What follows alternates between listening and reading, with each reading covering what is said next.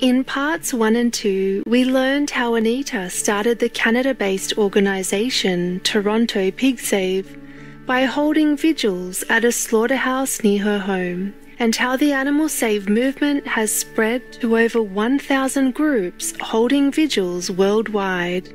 The primary purpose is to bear witness to the animals before they are slaughtered and provide them with water and comfort.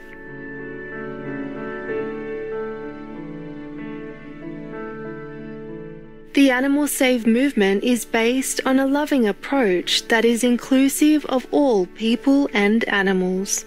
Its philosophy also includes saving the Earth from climate change.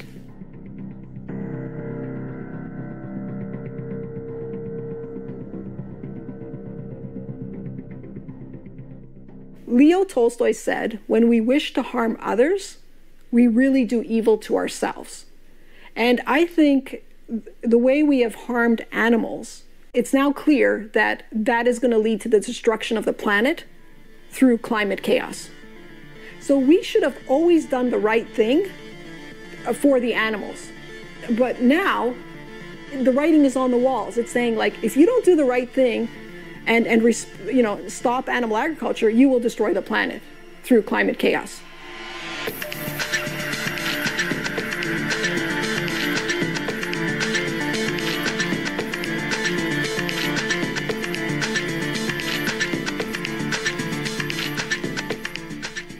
I just think that what Leo Tolstoy said, it's so amazing, because, like, you cannot live on the planet and treat other living beings in a horrendous way without having repercussions.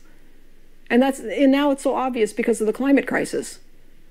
I think ending animal agriculture is something that absolutely needs to take place in the 2020s. But how do we just make this popular narrative so that everyone understands, when you see a forest, that is something precious and that we need more forests?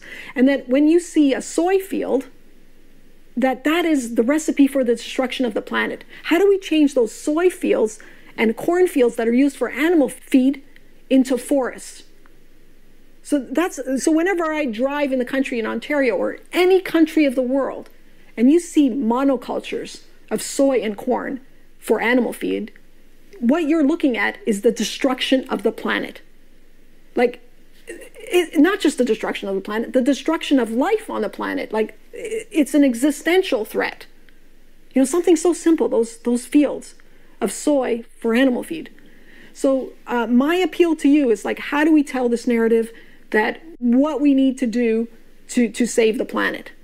And basically there are 2 steps to saving the planet. End animal agriculture, and then reforest the earth. This year, 2020, is crucial. This decade is basically the decade where we decide whether we're going to survive as a planet or not. It's basically the decade where we're going to decide whether life on the planet survives or not.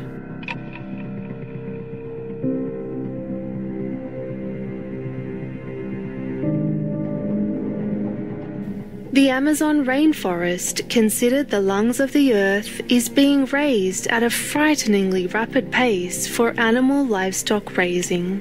Fires are purposely set to clear land, and sometimes then cause wildfires that wipe out even more trees and wildlife.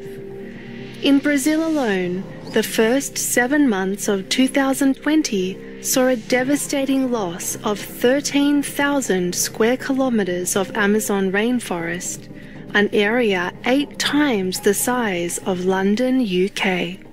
The Amazon rainforest is being destroyed by animal agriculture to grow animal feed like soy, and that's exported for animal feed in Europe and China. And the animal feed is used for pigs, cows, and chickens, and fish. It's also burnt so that it could create land for grazing. And the forests are what, in the end, will save our planet. So we have to reforest the earth. And right now, the opposite is happening. The world is being deforested because of animal agriculture. We have to end animal agriculture, and then we have to reforest the earth and tackle the idea of private property and selfishness, and say the forests are something that are for the survival of the whole planet. You know, when you see the beautiful Amazon forest, it's not private property, it's like the global commons.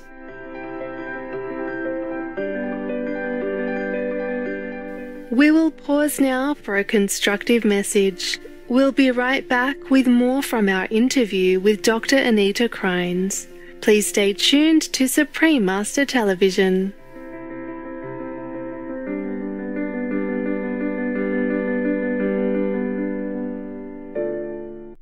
Welcome back to Dr. Anita Krajnc, Vegan and the Animal Save Movement, Part 3 of 3 on Supreme Master Television.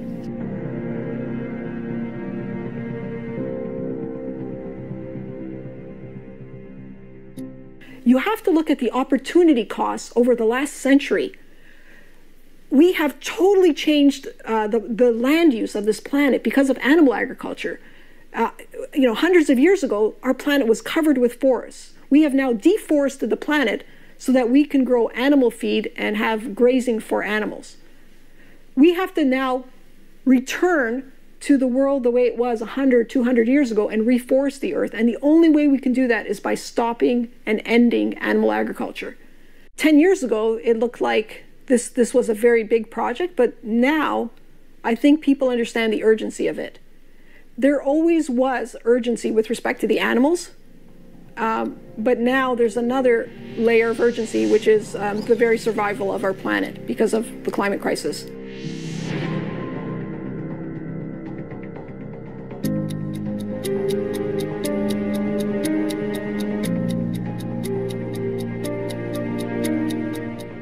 The animal livestock industry needs to end as soon as possible. Dr. Krajnc sees the immediate need for initiatives to help industry farmers adopt vegetable farming or enter other professions that are beneficial to our planet's environment. I think it's important for governments to promote a just transition in our society so that we can close down animal agriculture facilities and create plant-based ones. So the most powerful actor in our current world in human affairs is our governments at this point. And I think they have a responsibility to end animal agriculture subsidies and to put money towards a just transition. One way to get there is for grassroots groups to start showing examples of that, to give them something to look at. And I think there's, Renee from Rowdy Girl Sanctuary has a ranchers assistance program where ranchers who have cows who become vegan or know that it's the right thing to be vegan and then don't want to be in the industry anymore. And so, that ranchers assistance programs assist them to transition to plant-based farming and to reforest some of the land that they have. So that's an example that, you can then show to governments and say, this is what they should be supporting. And there are some initiatives in different countries like this already. So I think in the Netherlands, there's some incentive programs for dairy farmers to quit dairy farming. So that's the kind of thing that we need to see because, it's a question of survival.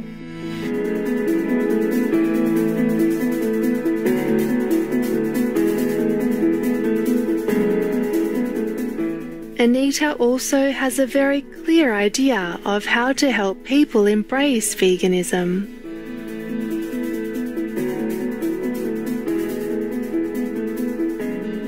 I think the most powerful way to switch to a vegan diet is to help people become activists. Once your friends and family become activists, they will then promote others to become vegan and activists. So I think we have to follow in the footsteps of Gandhi and Martin Luther King. So what they did in their struggles for equality was they built a mass-based grassroots movement.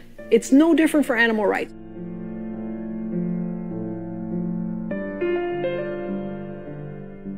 Our appreciation goes to Dr. Anita Krajnc and the vigil teams across the globe for raising the public's awareness of the tremendous suffering of animals raised for food, and that the cruelty-free lifestyle is humanity's future. May your loving and compassion actions quickly change people's hearts and further speed us toward a peaceful vegan world.